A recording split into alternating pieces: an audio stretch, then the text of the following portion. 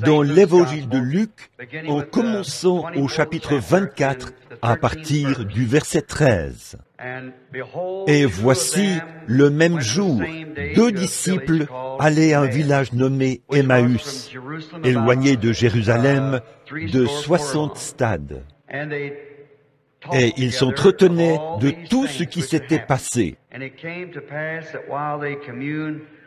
Et il arriva que pendant qu'ils parlaient et discutaient, Jésus s'approcha et fit route avec eux. Mais leurs yeux étaient empêchés de le reconnaître. Il leur dit, « De quoi vous entretenez-vous en marchant, pour que vous soyez tout tristes ?» L'un d'eux, nommé Cléopas, lui répondit, « Es-tu le seul qui, séjournant à Jérusalem, ne sache pas ce qui est arrivé ces jours-ci » Quoi leur dit-il? Et ils lui répondirent, ce qui est arrivé au sujet de Jésus de Nazareth, qui était un prophète puissant en œuvre et en parole, devant Dieu et devant tout le peuple, et comment les principaux sacrificateurs et les magistrats l'ont livré pour le faire condamner à mort et l'ont crucifié. Nous espérions qu'il serait celui qui délivrerait Israël. Mais avec tout cela, voici le 3e jour que ces choses se sont passées. Il est vrai que quelques femmes d'entre nous nous ont fort étonnés, s'étant rendues de grand matin au sépulcre. Et n'ayant pas trouvé son corps, elles sont venues dire que des anges leur sont apparus et ont annoncé « Il est vivant ». Quelques-uns de ceux qui étaient avec nous sont allés au sépulcre. Ils ont trouvé les choses comme les femmes l'avaient dit, mais lui, ils ne l'ont point vu. Alors Jésus leur dit, « Ô homme sans intelligence, dont le cœur est lent à croire tout ce qu'ont dit les prophètes, ne fallait-il pas que le Christ souffrit ces choses et qu'il entre dans sa gloire ?» Et commençant par Moïse et par tous les prophètes, il leur expliqua toutes les Écritures, ce qui le concernait.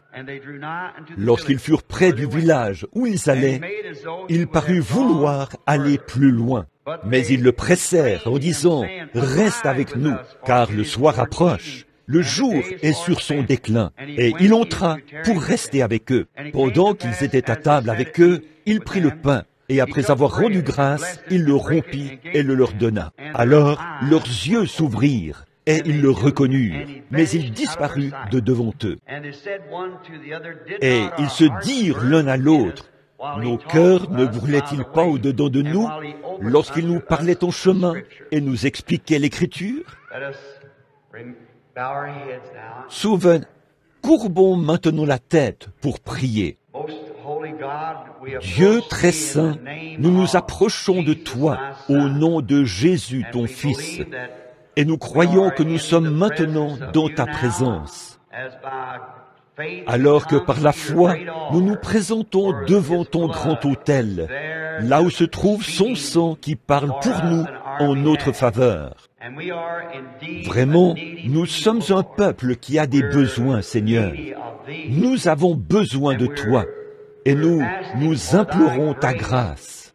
Alors que nous voyons s'accomplir aujourd'hui les prophéties au sujet de l'Église, que nous sommes devenus riches en choses du monde et que nous pensons n'avoir besoin de rien, alors qu'il a dit que nous étions nus, aveugles, misérables et aveugles, et que nous ne le savions pas. Et Père, nous te demandons alors de la grâce, afin que tu ouvres nos yeux à la compréhension de ta parole, pour que nous puissions comprendre l'heure où nous vivons, et que nous puissions nous préparer pour son apparition, car nous croyons vraiment qu'elle est proche. Aussi, te demandons-nous maintenant de bien vouloir nous accorder les désirs de notre cœur, ce soir, selon la richesse de ta gloire.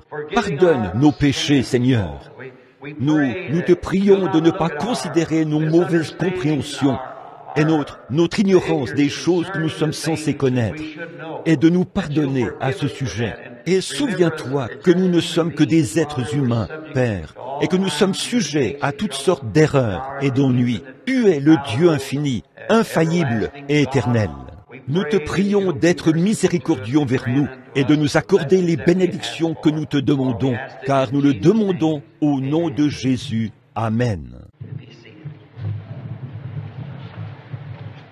Vous pouvez vous asseoir. Maintenant, nous sommes une fois de plus reconnaissants ce soir de l'occasion qui nous est donnée d'être ici dans cette salle et d'avoir de nouveau ce merveilleux moment de communion fraternelle autour des choses de Dieu. Je suis désolé de vous avoir retenu hier soir, contrairement à ce que je vous avais promis, en vous disant que nous sortirions tous les soirs entre 21h et 21h30. J'ai dépassé hier soir et j'en suis désolé. Donc, ce soir, je vais essayer de rectifier cela parce que je sais que beaucoup d'entre vous travaillent et vous devez aller au boulot. Vous ici, vous les femmes, vous devez aider votre mari pour qu'il aille au travail et tout. Bon nombre d'entre vous travaillent et c'est difficile. Je pense qu'on a eu beaucoup de prédications aujourd'hui, beaucoup de braves ministres. Des ministres compétents nous ont apporté la parole, vos pasteurs et des évangélistes et ainsi de suite, qui sont de passage dans la ville. Mais je pense que la chose principale que j'essaye de vous apporter, c'est la réalité de la présence de Christ, afin que vous puissiez le voir et savoir que c'est lui, par sa promesse identifiée pour ce jour-ci. Bon, hier soir, nous avons essayé d'en donner un petit aperçu, et ce soir, nous en donnerons un autre petit aperçu, et peut-être aussi demain soir. Puis, si le Seigneur le veut, samedi soir, puisque vous n'aurez pas à vous lever très tôt dimanche matin, je veux m'efforcer d'apporter le message de manière à ce qu'il soit comme plus compréhensible pour les pasteurs et pour ceux qui peuvent. Je veux faire concorder cela avec les Écritures. Puis, dimanche après-midi, nous voulons avoir une ligne de prière, afin de prier pour les malades, en imposant les mains aux malades et prier pour eux de cette manière-là. Nous avons vu que cela a du succès auprès de ceux qui ne peuvent pas s'élever par la foi et simplement croire en lui et accepter cela. Mon opinion là-dessus, c'est que ce serait mieux si nous pouvions simplement élever notre foi et l'accepter. Tenez, en Afrique du Sud, je tenais une réunion là-bas, à Durban, et je pense que près de 200 000 personnes s'étaient rassemblées au champ de course de Durban. Nous avons fait venir, il n'y avait que 5 personnes sur l'estrade, et qu'on la 5e personne était guérie sur l'estrade, et qu'on a demandé aux indigènes dans l'auditoire, ils étaient entassés là, oh là là. Eh bien, c'est l'un des plus grands champs de course au monde.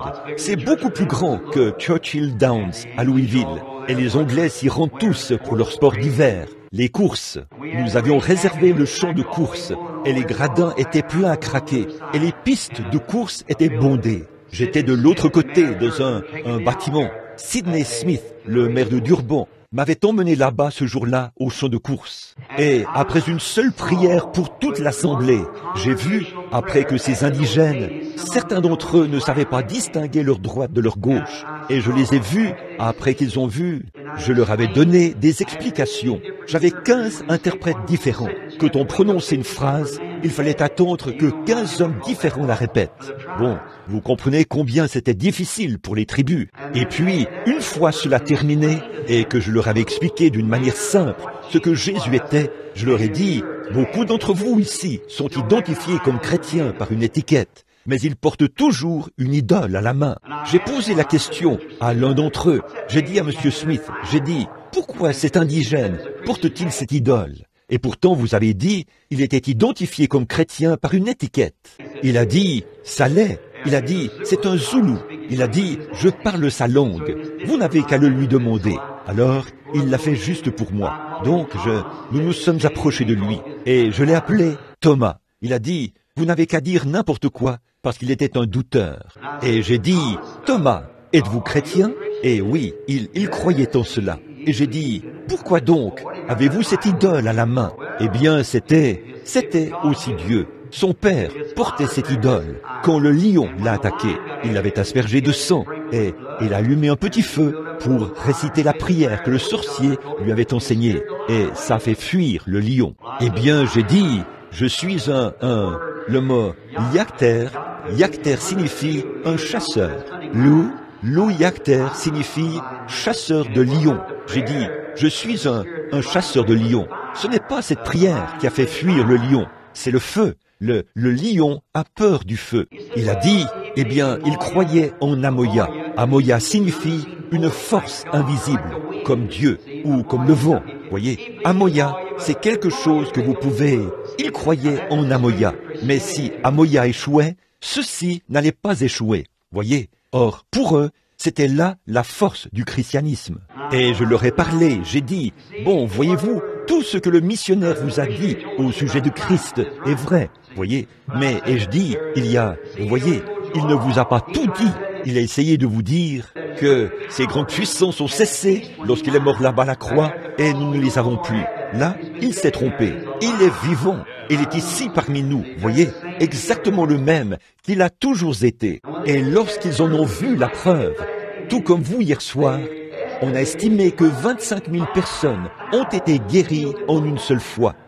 Réfléchissez à ça. Et le lendemain, M. Smith m'a appelé et a dit, « Frère Branham, allez à votre fenêtre et regardez en direction de l'océan Indien depuis votre chambre d'hôtel. » Et 7 énormes camions anglais sont passés. Oh là là, nous n'avons pas de camions qui puissent contenir le tiers de ce qu'ils peuvent contenir. Ils étaient remplis de béquilles et de brancards qu'ils avaient utilisés pour transporter leurs proches depuis la jungle. C'était empilé là-dedans. C'est par ces moyens qu'ils se déplaçaient la veille. Et les voici qui étaient en train de marcher derrière ces camions par milliers, les mains levées, en chantant « Tout est possible, crois seulement ». Alors, si un païen, un homme qui ne sait pas distinguer sa droite de sa gauche, un homme qui est dans cet état-là, peut voir cela se produire pour la première fois, après avoir entendu la lecture et l'explication de l'écriture pour la première fois. Qu'en est-il de nous qui prétendons être des gens remplis de l'esprit? Que devrions-nous faire? Voyez? Mais ce qu'il y a, c'est que nous avons été tellement endoctrinés que chacun donne son opinion. Eh bien, il y a simplement une différence chez les gens que vous rencontrez. Vous savez, être un païen, ça ne signifie pas forcément qu'on est illettré. Il y a des païens qui sont instruits, vous savez, et ce sont les pires de tous. C'est vrai. Quand vous touchez cela, je vous le dis, j'ai parcouru le monde. J'ai fait plusieurs fois le tour du monde. Mais savez-vous où l'on a plus que jamais besoin de missionnaires? Aux États-Unis, ici même. C'est ici que se trouve le champ pour les missionnaires. C'est vrai que quelques-uns de ces gens qui ne savent pas distinguer leur droite de leur gauche viennent enseigner à ces gens ici ce qu'est Dieu. Oui, ils sont tellement intellectuels qu'ils ont complètement perdu tout cela de vue. Oui, ce qu'ils font, c'est qu'ils cherchent à expliquer cela. Ils cherchent à démêler cela ou cherchent à comprendre cela. L'indigène ne cherche pas à comprendre quoi que ce soit. Il croit simplement. Et c'est ce que vous devez faire pour être en règle avec Dieu. C'est simplement croire. Vous ne pouvez pas comprendre Dieu. Qu'en serait-il si Moïse, quand il a vu que le buisson ne se consumait pas? Or, Moïse était chimiste. Et Moïse avait été instruit dans toute la sagesse des Égyptiens. Mais quand il a vu ce buisson, c'était étrange. Eh bien, il ne s'est pas dit, bon, je crois que je vais aller là-bas. Quand le feu va s'éteindre, je vais prendre les feuilles de ce buisson et les apporter au laboratoire pour trouver ce qu'on y a vaporisé, voyez, afin de savoir pourquoi ce buisson pouvait se consumer, mais il ne s'est pas consumé. Cela aurait été une approche scientifique. Mais qu'est-ce qu'il a fait? Il a ôté ses souliers, s'est assis et lui a parlé. Dieu lui a répondu. Voyez, quand vous vous humiliez, humiliez-vous. Qu'en serait-il si Marthe avait dit, quand elle a entendu dire que Jésus, après l'avoir envoyé chercher pour venir prier pour Lazare, et voici qu'il était mort depuis 4 jours. Qu'en serait-il si elle s'était précipitée en disant, moi qui pensais que nous croyions quelque chose? Elle avait le droit de le réprimander, vous savez, parce qu'il n'était pas venu quand il l'avait envoyé chercher. Mais voyez-vous, elle a eu la bonne approche. Elle est allée vers lui et a dit, Seigneur, si tu avais été ici, mon frère ne serait pas mort. Et même maintenant, tout ce que tu demanderas à Dieu, Dieu te l'accordera. Oh, quoi? C'est ça. C'est ce qu'il faut faire. Voyez, elle a eu la bonne approche. Regardez cette foi, lorsque cela a touché Jésus. Il a dit, ton frère ressuscitera. Elle a dit, oui Seigneur, au dernier jour, à la résurrection générale, il ressuscitera. C'était un brave garçon. Il a dit, « Je suis la résurrection et la vie. Celui qui croit en moi vivra, quand même il serait mort. Quiconque vit et croit en moi ne mourra jamais. Crois-tu cela ?» Elle a dit, « Oui, Seigneur, je crois que tu es le Messie, le Fils de Dieu, qui devait venir dans le monde. » Oh là là! Où l'avez-vous enterré? Il n'y a pas longtemps, je parlais à une femme. J'ai cité ceci, c'est encore valable maintenant. Ce sont des gens qui prétendent croire en la guérison divine. Ça, c'est une croyance psychique et mentale. C'est croire que l'esprit prévaut sur la matière. Et ils ne croient pas que Jésus était divin. Ils ont dit, il était un homme bon, il n'était qu'un enseignant et un philosophe. Mais il ne pouvait pas être divin. Je lui ai dit, s'il n'était pas divin, il était le plus grand imposteur que le monde ait jamais connu. Oui, monsieur, on ne peut arriver à aucune autre conclusion, si ce n'est que de dire qu'il était divin. Elle a dit, si je vous prouve, par votre propre Bible, qu'il n'était pas divin, accepterez-vous cela? J'ai dit, vous ne pouvez pas le prouver par la Bible que je lis. Elle a dit, eh bien, je vais vous le démontrer. J'ai dit, très bien. Elle a dit, dans Jean chapitre 11, a-t-elle dit, la Bible déclare que quand Jésus est allé à la tombe de Lazare, il a pleuré. J'ai dit, certainement. Elle a dit, eh bien, comment pouvait-il pleurer s'il était divin? J'ai dit, eh bien, vous ne reconnaissez tout simplement pas ce qu'il était. Quand il est allé à la tombe et a pleuré, il était un homme. Mais quand il a redressé ses petites épaules et qu'il a dit, Lazare, sors, et qu'un homme qui était mort depuis 4 jours est sorti de la tombe, là, il était plus qu'un homme. C'était Dieu dans un homme. Voyez, c'est vrai. Il était un homme quand il est descendu de la montagne, qu'il avait faim et qu'il cherchait de la nourriture dans un arbre. Il a maudit l'arbre parce qu'il ne s'y trouvait rien à manger. Il était un homme lorsqu'il avait faim, mais quand il a pris 5 petits pains et 2 poissons et qu'il a nourri 5000 personnes et qu'on a rapporté 7 paniers pleins, c'était plus qu'un homme. C'était Dieu dans un homme. Et Dieu ne se représente que dans l'homme. Il a choisi l'homme. Quand il était couché là, ce soir-là, dans la barque, alors que toute la journée de la vertu était sortie de lui, il avait prêché et les gens tiraient de lui de la force. Il exerçait du discernement et tout. Il y avait cette tempête sur la mer. J'imagine que 10 000 démons s'étaient jurés de le noyer ce soir-là, alors qu'il était couché là, à dormir à l'arrière, dans la barque. Ils étaient agités comme un bouchon de liège quelque part, sur une mer déchaînée. Il était un homme, quand il était fatigué, et étendu là, en train de dormir. C'est vrai, mais une fois qu'il s'est levé, a posé son pied sur le bastingage de la barque, a levé les yeux et a dit « Silence, tais-toi !» Là, c'était plus qu'un homme.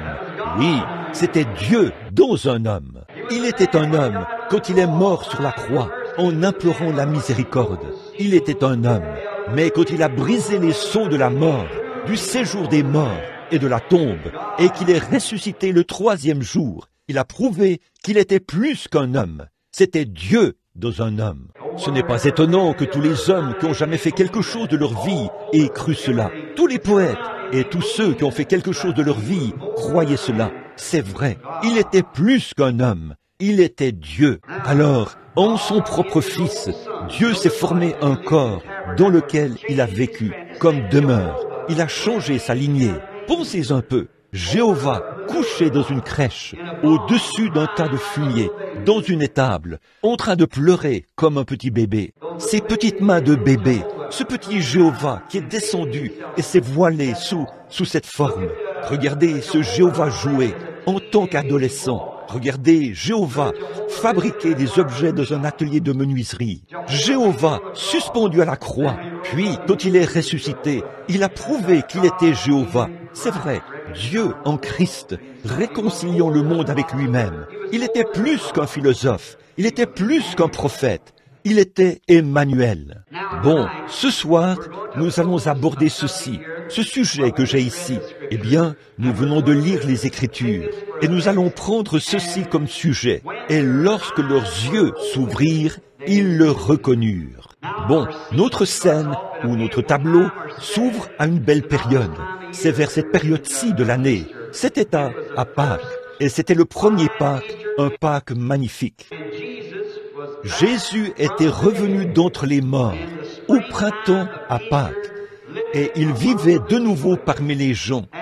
Et beaucoup parmi ceux qui l'aimaient ne le savaient pas. Et c'est pareil aujourd'hui. Il y a beaucoup de gens qui l'aiment, mais qui n'arrivent pas du tout à croire qu'il est avec nous maintenant. Ils n'arrivent tout simplement pas à le concevoir. Oui, bon nombre de ceux qui avaient marché et parlé avec lui à cette époque-là n'arrivaient pas à concevoir qu'il soit revenu d'entre les morts, même s'il y avait des témoins qui étaient allés au tombeau et tout, et qui étaient certains qu'il était ressuscité des morts. Mais eux, ils n'arrivaient toujours pas à le croire. Pourquoi? Je me demande pourquoi. Vous voyez, c'est assez inhabituel. Vous voyez, c'est trop inhabituel. Et c'est généralement dans les choses inhabituelles que Dieu se trouve.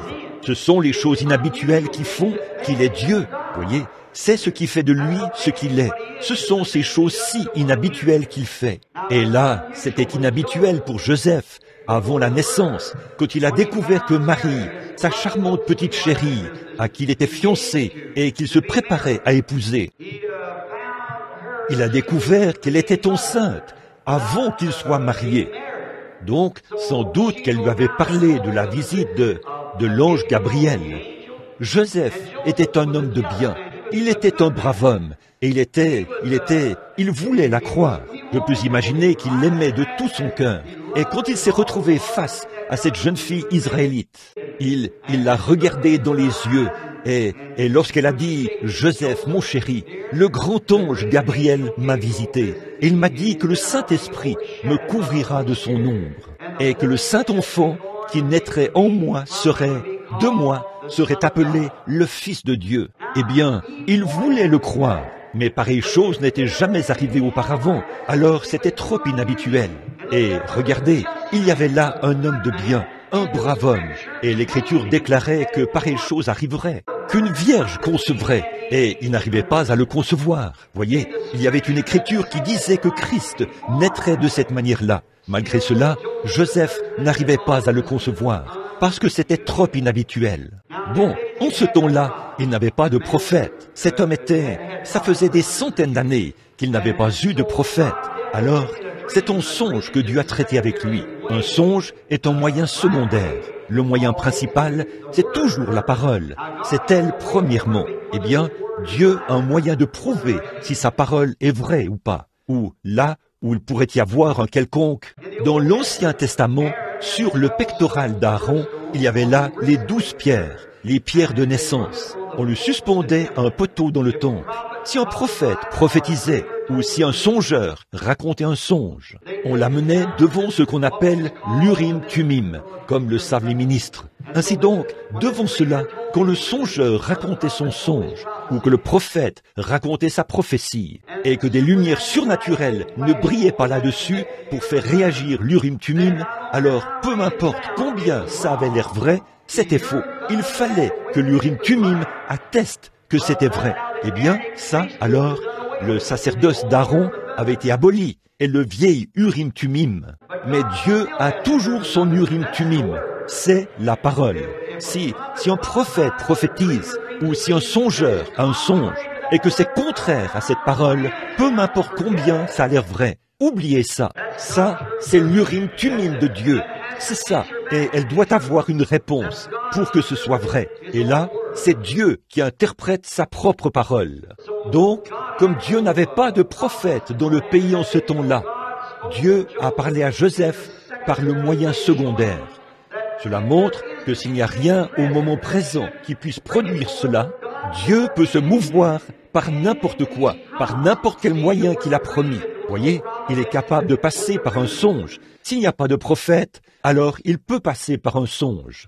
Donc, quels que soient nos petits dons, Dieu peut employer n'importe quel moyen qu'il veut pour nous parler. Mais il faut que cela soit conforme à la parole.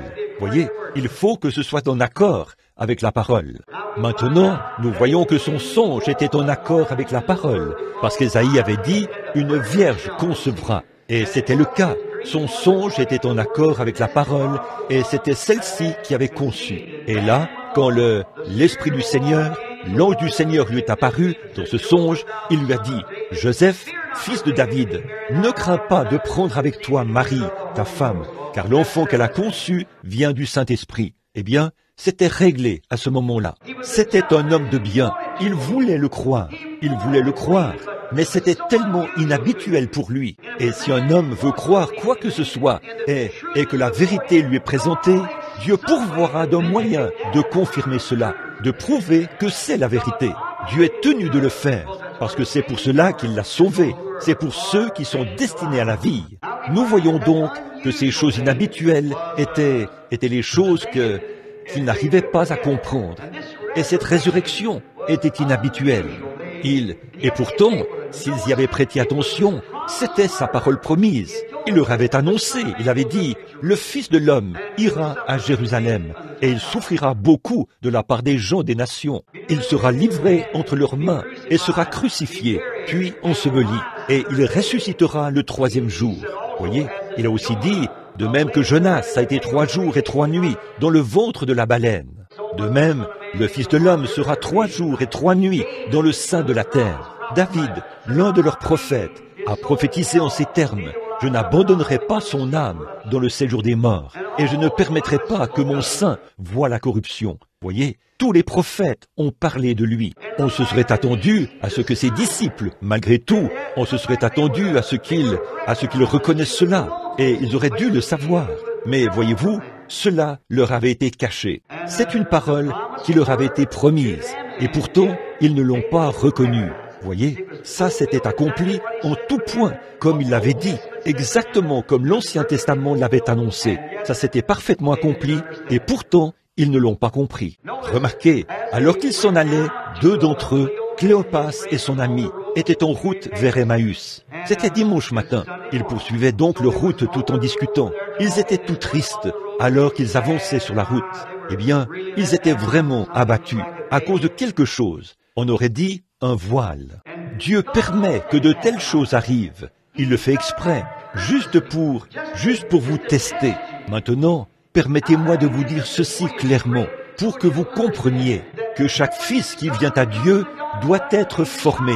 Il doit être testé.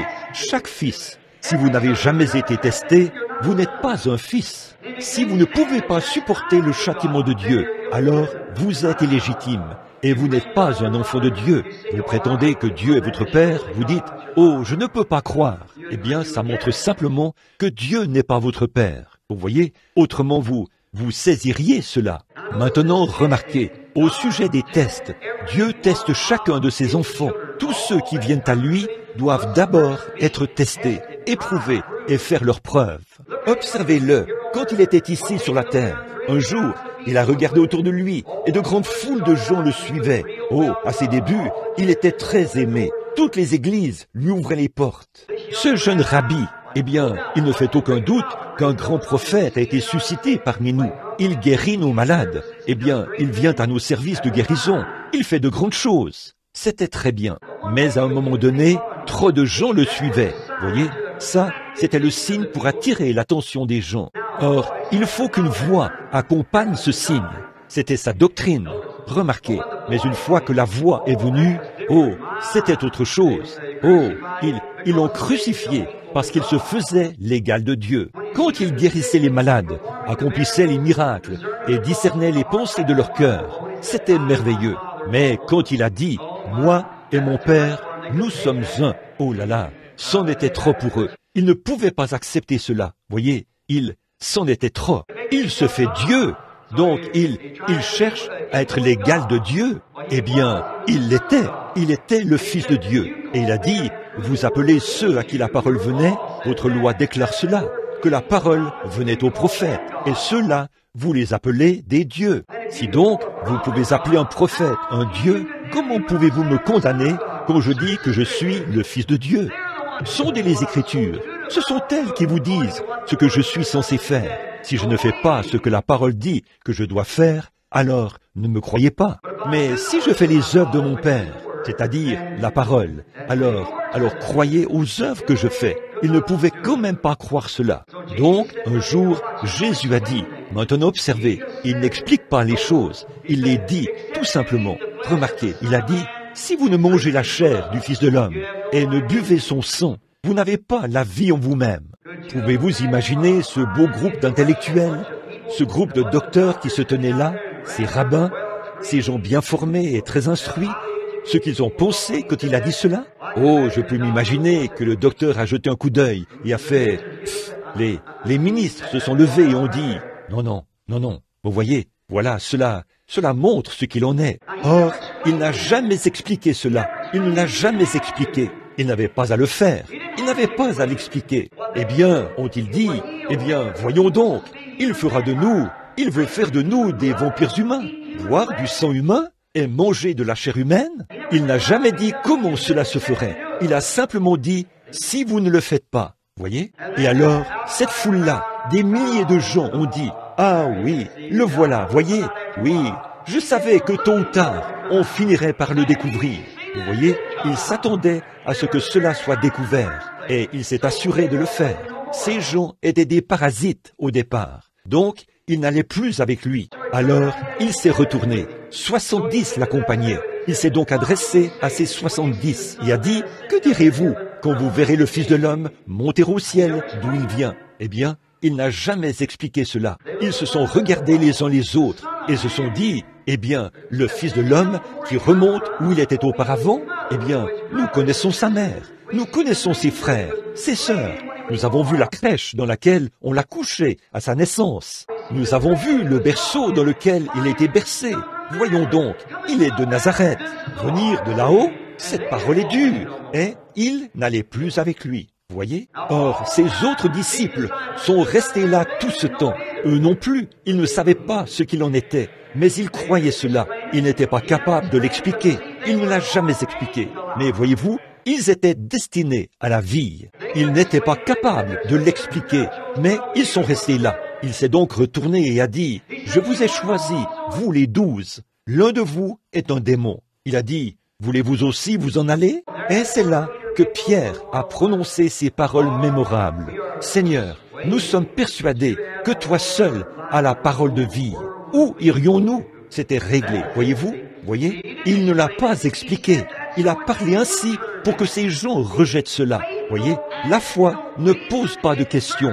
Elle ne raisonne pas. Elle sonde l'Écriture. S'ils avaient sondé l'Écriture, ils y auraient trouvé la preuve de qui il était. Mais c'est de cette manière qu'il les a secoués, en disant des choses sans jamais les expliquer. Et même là, dans la cour, ils lui ont mis un morceau d'étoffe sur le visage. Certains l'ont frappé et l'ont giflé. Ils ont dit, « Si tu es prophète, dis-nous qui t'a frappé maintenant, et nous te croirons. » C'est la même chose. C'est le même vieux démon qui était là-haut depuis le début, quand il était tenté au tout début de son ministère.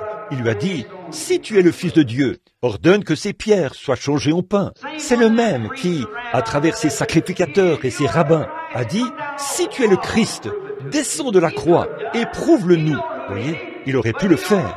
Il savait qui l'avait frappé, mais il ne fait le bouffon pour personne. Il était la parole, et il est toujours la parole. Il a toujours été la parole, et il demeure la parole. S'ils avaient regardé ces choses, ils auraient pu voir cela, mais ils ne l'ont pas fait. Ils étaient, remarquez, pendant qu'ils étaient en chemin, ils étaient, vous qui êtes assis ici, je veux que vous soyez très attentifs. Il parlait de lui quand il leur est apparu. Or, c'est dans ces moments-là qu'il vient, quand vous parlez de lui. Le problème aujourd'hui, c'est que nous parlons de tant d'autres choses que de lui. Nous parlons toujours des choses que nous avons à faire, des transactions à faire, ou de la lessive qu'il faut faire, ou de tel genre de détergent qu'il faudrait utiliser, alors qu'on devrait être en train de lui donner la louange et la gloire. Là où sont nos trésors, là aussi est notre cœur. Ils auraient dû le reconnaître, mais ils ne l'ont pas du tout reconnu. Et c'est pareil aujourd'hui. Pourtant, l'Écriture le dit. Voyez, il leur a révélé les promesses de l'Écriture à son sujet pour cet âge-là. Souvenez-vous, il a commencé par le commencement. Il a dit, « Ô homme sans intelligence et dont le cœur est lent », il leur a expliqué les Écritures. Et même après leur avoir prêché les Écritures, ils ne l'ont toujours pas reconnu. Si ça, ce n'est pas une assemblée contemporaine, je ne sais pas. Les Écritures leur ont été expliquées, mais ils n'ont toujours pas saisi. Ils avaient marché tout ce temps avec lui, et ils prétendaient être ses disciples. Et malgré tout, ils ne l'ont pas reconnu, après qu'il leur avait présenté l'Écriture pour cet âge-là, auquel Dieu l'avait destiné. Il a dit, ne savez-vous pas que le Christ devait subir ces choses, entrer dans sa gloire, être ressuscité? Alors, ils auraient dû savoir cela. Il a dit, ne savez-vous pas tout ce que les prophètes ont dit au sujet du Christ? Et il s'est mis à tout leur expliquer depuis le commencement, et il leur a exposé ces choses. Et ils ne reconnaissaient toujours pas cela après qu'il leur avait exposé l'Écriture aussi parfaitement qu'elle pouvait l'être. Voilà qu'ils étaient là, sans saisir cela, eux qui étaient censés être ses disciples. Ils disaient, oh, c'est vrai ça? C'est vrai ça? Et pourtant, il était l'accomplissement de cette Écriture, se tenant là devant eux, et ils ne saisissaient toujours pas cela. Voyez? Eh bien, c'est une très bonne illustration du jour où nous vivons. Je ne le dis pas dans le mauvais sens. Je le dis pour soutenir la vérité. C'est tout à fait vrai.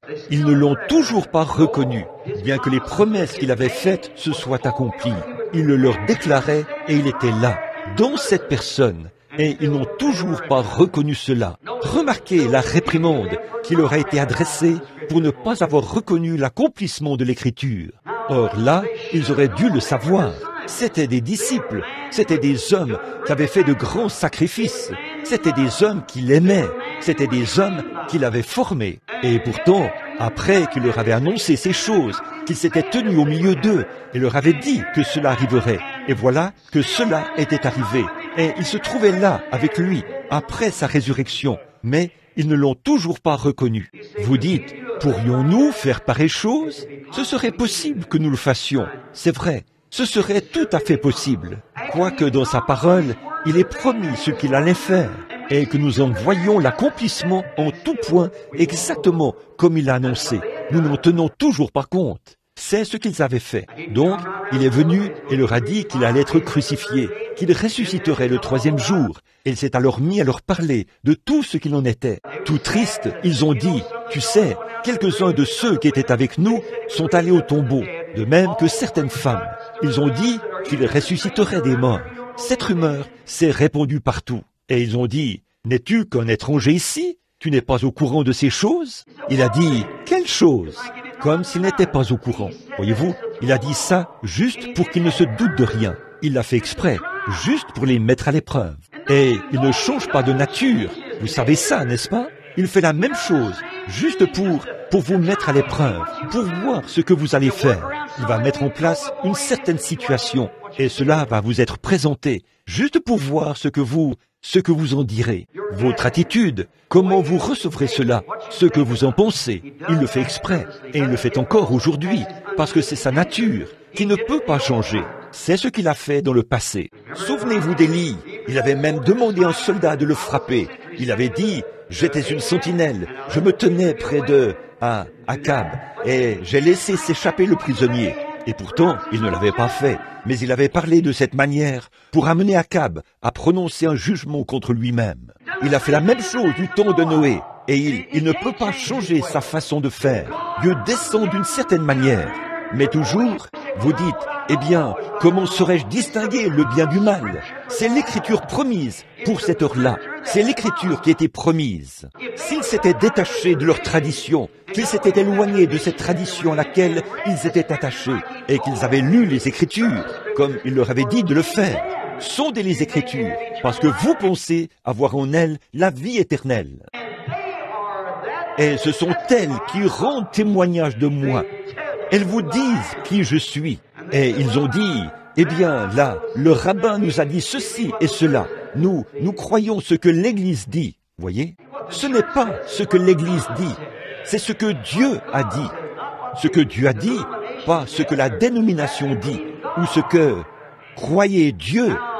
Donc, c'est là qu'ils ont échoué. Parce qu'ils étaient tellement pris dans les traditions qu'ils n'ont pas reconnu cela. Bon, nous voyons donc qu'il a dit, il les a réprimandés. Observez, hommes sans intelligence, et dont le cœur est long à comprendre tous les signes scripturaires et toutes les choses qui devraient se produire dans cet âge-ci. Hommes sans intelligence, dont le cœur est long à comprendre tout ce qu'ont dit les prophètes au sujet de ce qui devrait se produire en ce jour-ci, de tous ces signes que vous voyez. La Bible dit que ces signes devaient se produire en ce jour-ci. Vous les voyez se produire. Êtes-vous donc assez insensé pour ne pas les croire? Voilà qu'il leur parlait directement. et ils ne reconnaissaient toujours pas cela. Vous parlez d'aveuglement. Pourrions-nous faire pareil? Il se pourrait très bien que nous le fassions, si nous ne sondons pas les Écritures, pour connaître l'heure à laquelle nous vivons, pour voir l'heure, ce qu'il en est. Il est peut-être plus tard que nous le pensons. Et pourtant, ils prétendaient être ses disciples. Ils prétendent croire qu'ils avaient cru chaque parole qu'il avait prononcée. Ils croyaient toute la Bible. Et voici que le Messie, le Dieu de la Bible, était avec eux. Ils se tenaient là pour l'identification, identifiant la parole écrite. Et pourtant, ils étaient censés être des croyants de cette parole. Il a fait référence à ceci et leur a dit, vous souvenez-vous de ce qui était dit au sujet de ceci, puis de ce qui était dit au sujet de ceci, et du fait que Jésus était censé faire ceci, ou de ce que le Christ était censé faire ceci, et de toutes ces autres choses. Et ils ne comprenaient toujours pas cela. Ils ne savaient pas. Qu'était-ce? Ils connaissaient la parole, en ce qui a trait à la lettre. Mais ils ne comprenaient pas la parole, alors qu'elle était bel et bien interprétée. Voilà ce que c'est aujourd'hui. Chacun a sa propre interprétation, mais Dieu condamne le tout. Dieu fait l'interprétation par lui-même. Si Dieu a dit qu'il ferait une chose, une fois qu'il le fait, voilà l'interprétation de cela. Dieu interprète sa propre parole. Voilà qu'il se tenait là, étant son propre interprète. Alléluia! Il est le même, hier, aujourd'hui et éternellement. Il fait lui-même l'interprétation. Il n'a besoin d'aucun séminaire, ni d'aucun ministre, ni de moi, ni de vous, ni de personne d'autre pour l'interpréter. Il fait la promesse et il vient l'accomplir. Ça règle la question, ça s'interprète tout seul. Donc, il s'est tenu là, lui, le grand et puissant vainqueur de toutes les infirmités, de toutes les maladies, de la mort, du séjour des morts, de la tombe. Puis il est ressuscité, ce qu'ils avaient toujours cru. Voici qu'il se tenait là, mais ils n'arrivaient pas à le croire. Et faisant toujours référence à lui-même, il leur disait, et commençant par Moïse et par les prophètes, il leur a expliqué tout ce qui était écrit à son sujet. Et ils n'ont toujours pas saisi. On aurait dit qu'ils n'arrivaient tout simplement pas à saisir. C'est tout. C'est pareil aujourd'hui. Quel est le problème aujourd'hui? Quelle en est la raison? Nous sommes trop occupés à apprendre nos credos. Nous sommes trop occupés par nos programmes dénominationnels. Nous sommes trop occupés par les soupers où on sert de la soupe et par les loteries dans l'église. Nous sommes trop occupés par la société de bienfaisance des dames. Nous sommes trop occupés par nos émissions de télévision et par toutes ces autres absurdités. Nous sommes trop occupés pour sonder les Écritures, pour voir si elles sont vraies ou pas. Si vous alliez passer la commande d'un bol de soupe au restaurant et que vous y trouviez une araignée, vous poursuivriez ce restaurant en justice. Vous n'avaleriez cela pour rien au monde, s'il s'y trouvait une araignée, parce que vous craignez que ça tue ce petit corps.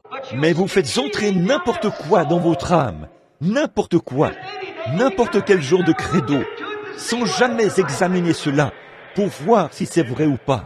Une voix paraît droite à un homme.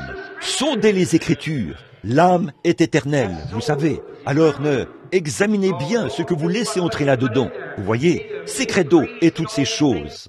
Nous fonctionnons comme une sorte de club. Il vous suffit d'adhérer à un club et c'est réglé. Voilà comment les gens pensent aujourd'hui. En voilà la raison. Ils n'ont pas le temps d'étudier, de méditer, de sonder les choses et d'essayer de voir si elles sont vraies ou pas. Laissez Christ lui-même interpréter cela. Et si ce qu'il a dit arrive, alors c'est la vérité. Regardez et voyez si c'est pour aujourd'hui. Comme je l'ai dit hier soir, Moïse ne pouvait pas venir avec le message de Noé. Jésus non plus ne pouvait pas venir avec le message de Moïse. Voyez, c'était ainsi. C'était assigné à chaque heure. Eh bien, nous ne pourrions pas venir avec le message de Luther, ni avec celui de Wesley, ni avec un message pentecôtiste. Nous sommes bien au-delà de ça. Vous dites, oh ça, c'est quelque chose que vous... Eh bien, l'Église catholique aussi pensait que c'était une trouvaille de Luther. De même Wesley pensait qu'ils étaient... Les luthériens pensaient que c'était une trouvaille de Wesley. De même, les wesleyens pensaient que c'était une trouvaille des pentecôtistes. Mais ce qu'il y a, c'est qu'il faut sonder les Écritures. Elle identifie chaque âge. Et si les choses qu'il fait maintenant ne l'identifient pas, les promesses de Dieu, alors laissez cela de côté.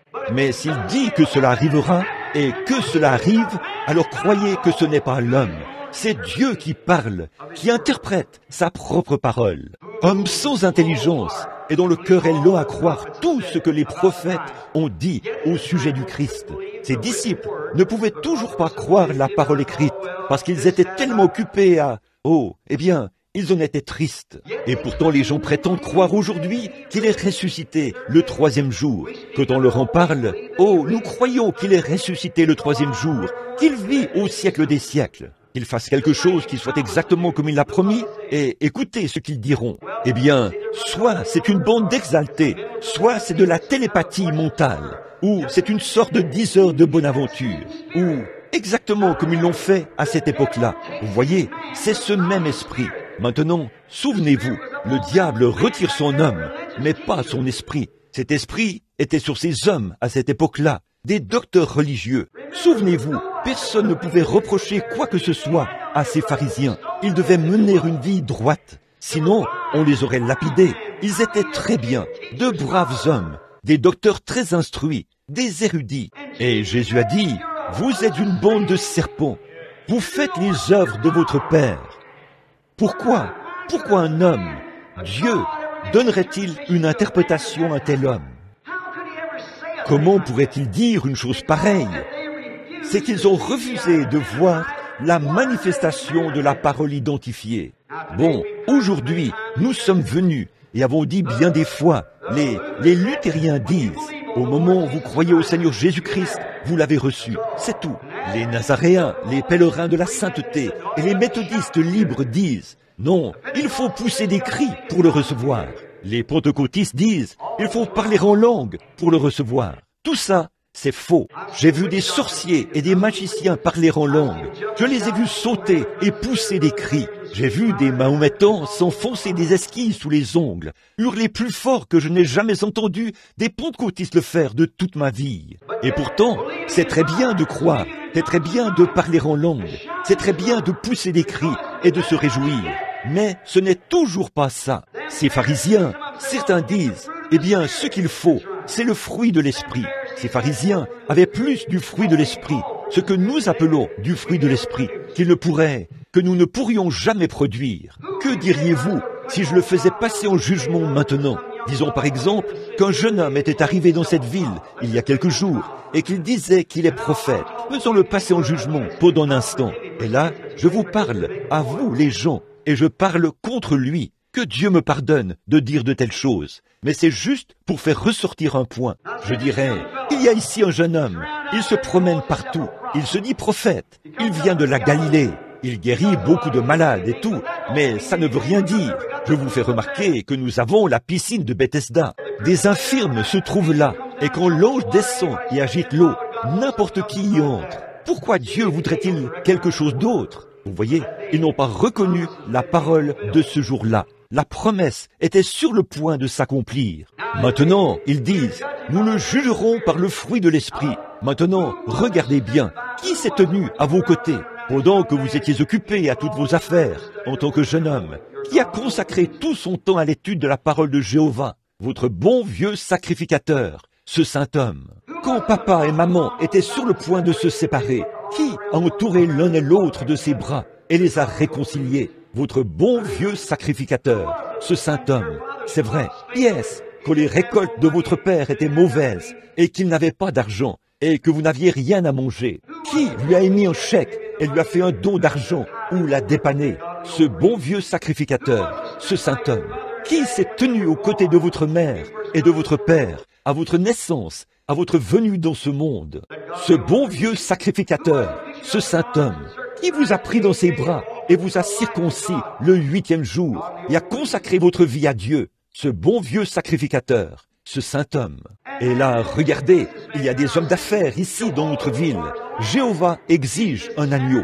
Ces hommes d'affaires sont des marchands. Ils vendent, ils font du commerce. Alors n'élèvent pas d'agneau. Alors le sacrificateur a pourvu d'un moyen afin qu'il puisse purifier leur âme, conformément à la parole de Dieu. Et on a construit de petites cages là, dans le parvis. On a fait venir, ici à l'intérieur, l'homme qui vendait les agneaux. Et on a permis à ceux qui veulent offrir un sacrifice d'expiation pour leur âme, ce qui est une exigence de Jéhovah, d'acheter ces agneaux ici, sur place, lorsqu'ils viennent.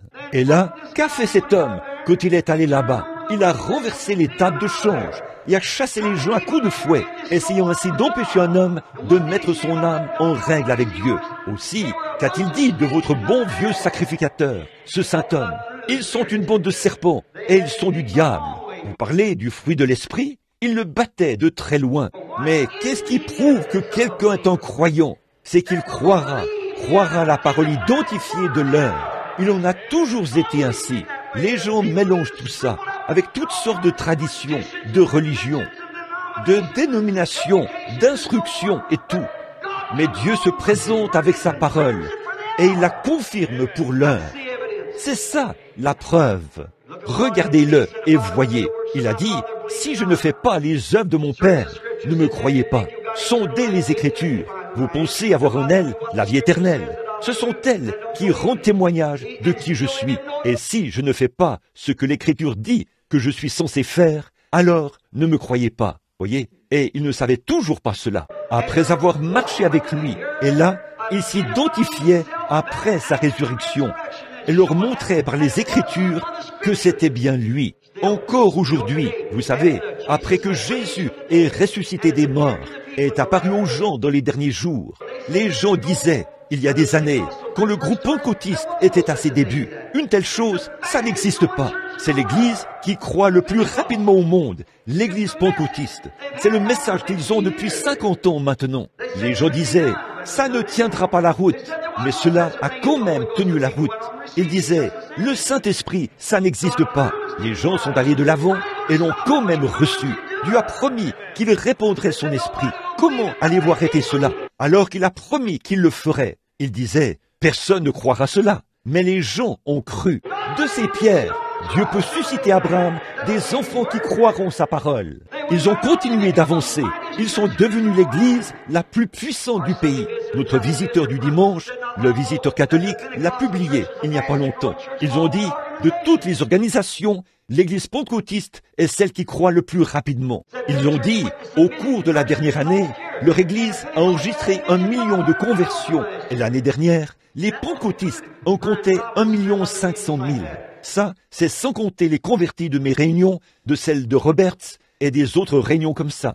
Voyez, ça, ce sont juste ceux qui ont été admis comme membres.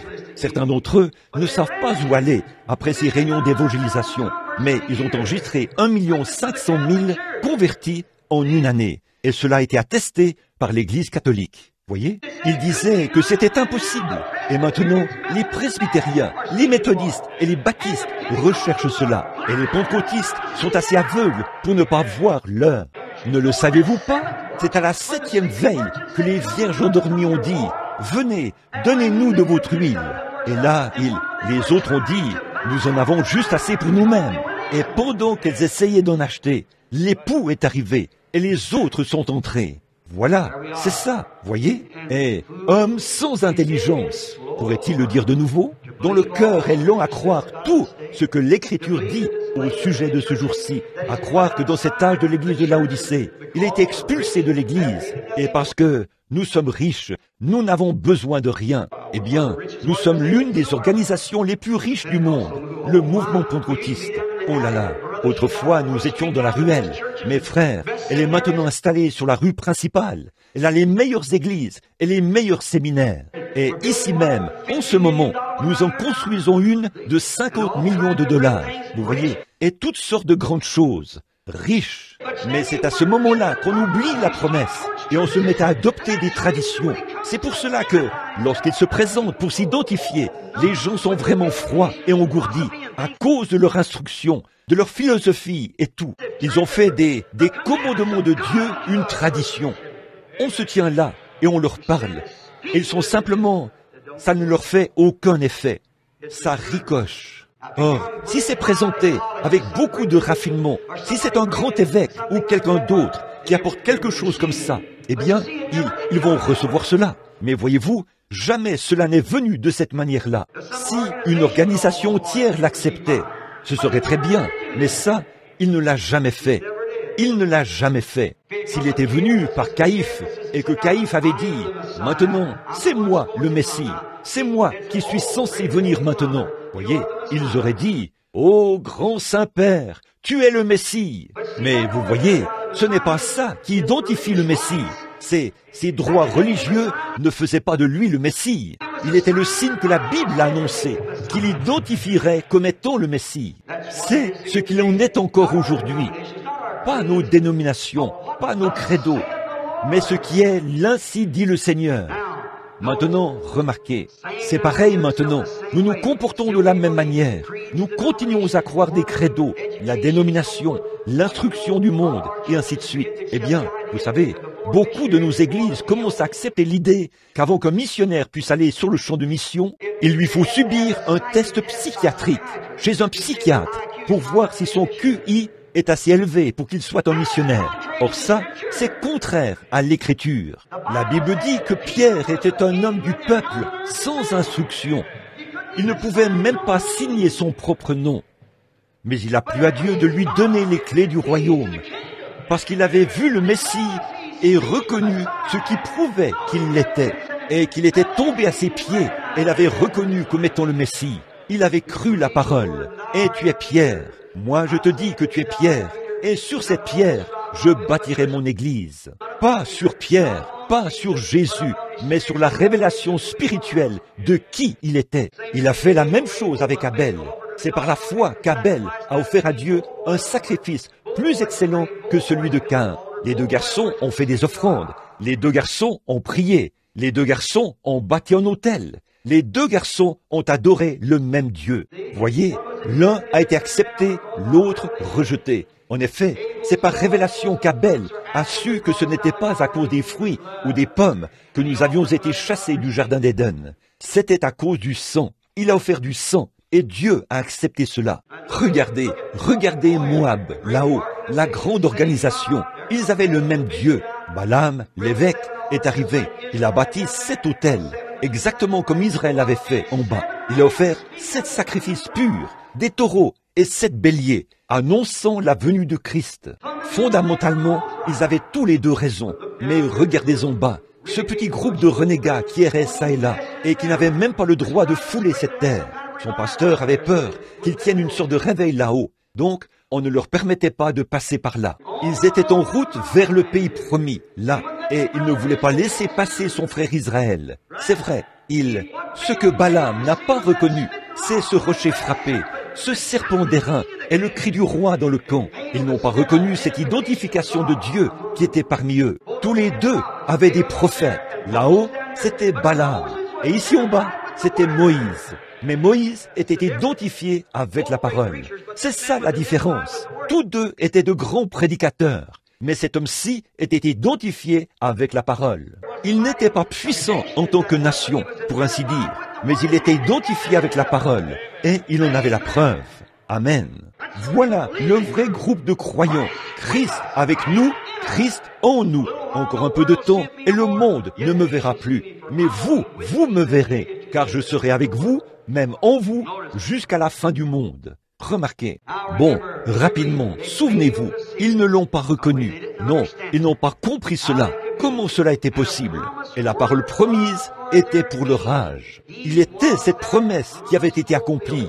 Et pourtant, ils n'arrivaient toujours pas à reconnaître cela. Un vrai signe d'un vrai prophète. Remarquez ce qu'il a fait. Et maintenant remarquez, ils sont allés rapidement.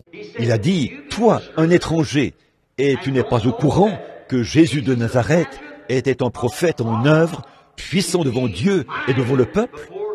Nous croyons et nous sommes convaincus qu'il était un prophète. Observez-le. Dès qu'ils l'ont identifié, ils n'arrêtaient pas de demander « Qu'est-ce? Ces choses qui s'étaient passées, qu'est-ce qui est arrivé ?» Il a dit « Jésus de Nazareth, un prophète puissant devant Dieu et devant les hommes. Nous croyons qu'il serait celui qui délivrerait Israël. » Et dès qu'ils ont admis qu'il était un prophète, remarquez, il s'est directement reporté à la parole. Un vrai signe d'un vrai prophète. Un vrai prophète se reporte toujours à la parole. parce que la parole du Seigneur vient au prophète. Voyez, et il se reporte à observer ce qu'il a fait. Ils lui ont dit qu'il croyait qu'il était un prophète. Maintenant, il est du devoir. Il incombe au prophète de s'identifier à la parole. Amen. Parce que la parole vient toujours au prophète. Le brave docteur Davis, qui est assis ici, bon, en fait, je ne sais pas s'il est là ou pas. Je pense qu'il est quelque part ici en Floride, d'après ce qu'on m'a dit. Docteur Davis, si vous êtes ici, c'est lui qui m'a ordonné dans l'église baptiste missionnaire. Nous discutions souvent sur les Écritures. Il disait que Jean-Baptiste avait baptisé Jésus en premier, ou Jésus avait baptisé Jean en premier, parce que Jean n'avait jamais été baptisé. Il prêchait le baptême, et personne n'était digne de le baptiser. Alors Jésus a baptisé Jean, avait-il dit, lorsqu'il l'avait laissé faire. Eh bien, je n'arrivais pas à comprendre comment il l'avait fait. Je n'arrivais pas à situer cela dans l'Écriture. Un jour, alors que nous étions seuls, et l'ange du Seigneur était présent, il me l'a révélé. Voyez, bon, écoutez, Jésus était la parole, Jean était le prophète. Là se tenaient les deux plus grands hommes de la terre, Dieu et son prophète. Et la parole était Dieu. Il incombe toujours à la parole de venir au prophète.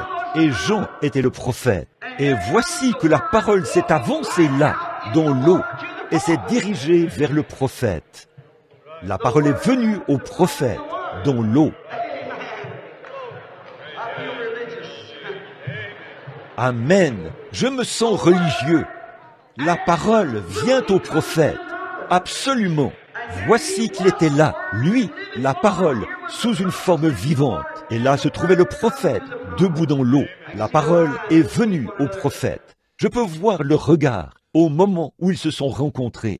Jean a levé les yeux, a vu les cieux s'ouvrir et la colombe descendre comme des ailes de feu qui descendaient sur lui. Une voix en est sortie et a dit « Celui-ci est mon fils bien-aimé, en qui je me plais à demeurer. » Quand Jean a regardé, il a vu cette lumière suspendue au-dessus de lui, ou quelle que soit cette chose. Dès qu'il s'est présenté sur la rive, il a dit « Voici l'agneau de Dieu qui ôte le péché du monde. » Il était si complètement concerné, il avait une foi si authentique qu'il a dit « Il y a quelqu'un au milieu de vous dont je ne suis pas digne de porter les souliers. Il vous baptisera du Saint-Esprit et de feu. » Il savait qu'il viendrait en son jour parce qu'il était son précurseur. Il a dit « Il y a quelqu'un au milieu de vous en ce moment et vous ne le connaissez pas, mais je le reconnaîtrai un de ces jours quand je verrai ce signe l'identifier. » Et un jour, Jésus s'est présenté là. Il a dit « Voici l'agneau de Dieu qui ôte le péché du monde. »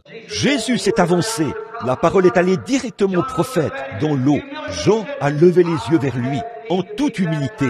Il a dit « C'est moi qui ai besoin d'être baptisé par toi. Pourquoi viens-tu à moi ?» Observez ceci maintenant. La parole et le prophète ensemble. Vous voyez, il faudra que le prophète reconnaisse la parole, parce que la parole est manifestée au prophète.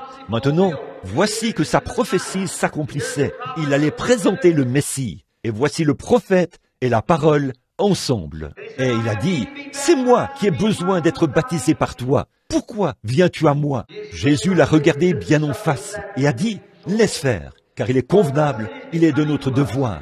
Il est convenable que nous accomplissions tout ce qui est juste. » Et quand il l'a baptisé, regardez, qu'est-ce que c'était? Jésus a dit, « Toi qui es prophète, tu sais que c'est moi qui suis le sacrifice. Il faut que le sacrifice soit lavé avant d'être présenté. » Amen. Amen.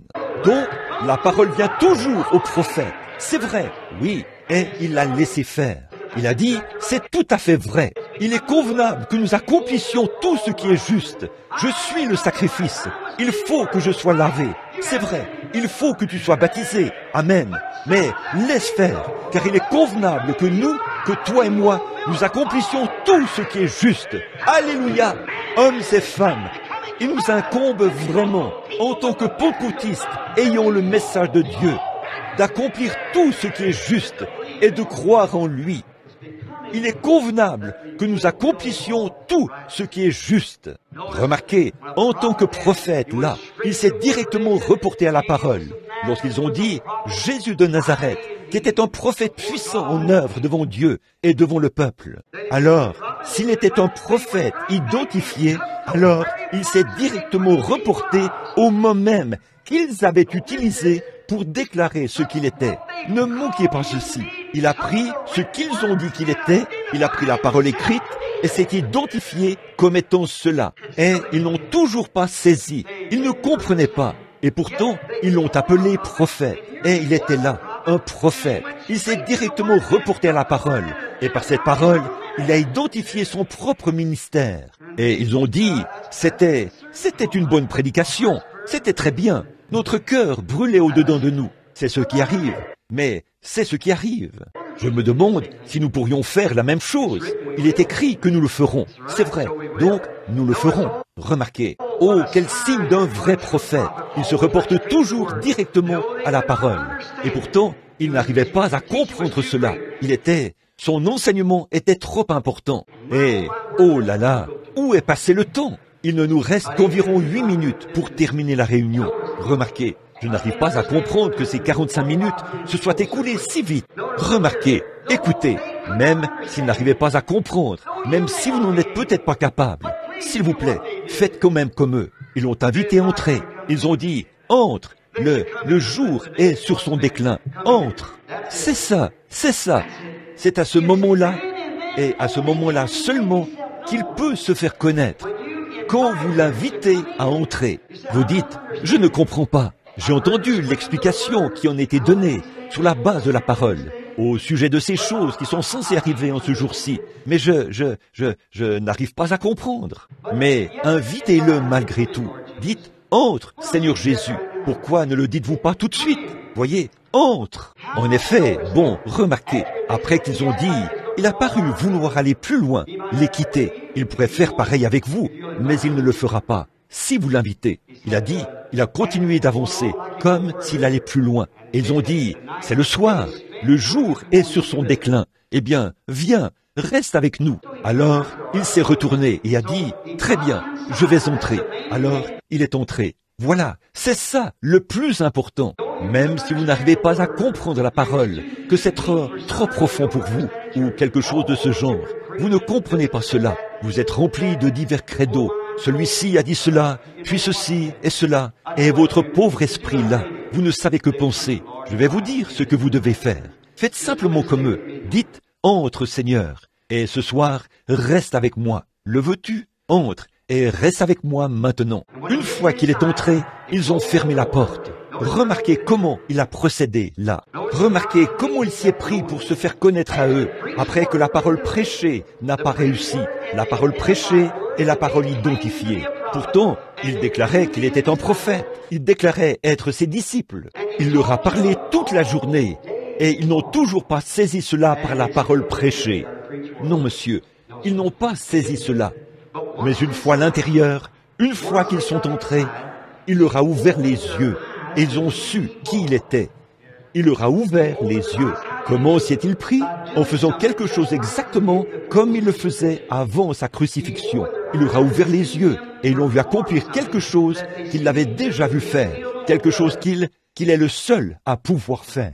Il est différent de tous les autres hommes. Si jamais vous le voyez une seule fois, là, personne ne peut faire ce qu'il fait. Voyez, personne ne le fait comme lui. Il l'a toujours fait de cette manière. Et il ne change jamais. Hébreux 13:8 est vrai. Il est le même hier, aujourd'hui et éternellement. Une fois à l'intérieur, une fois qu'il est entré en eux, il s'est alors identifié en faisant quelque chose comme il l'a toujours fait. Exactement comme ce qu'il a fait avec la femme au puits. Remarquez, cette petite femme de mauvaise vie, très arrogante, est arrivée là. Probablement que cette pauvre enfant avait été mise à la rue pour mener n'importe quel genre de vie.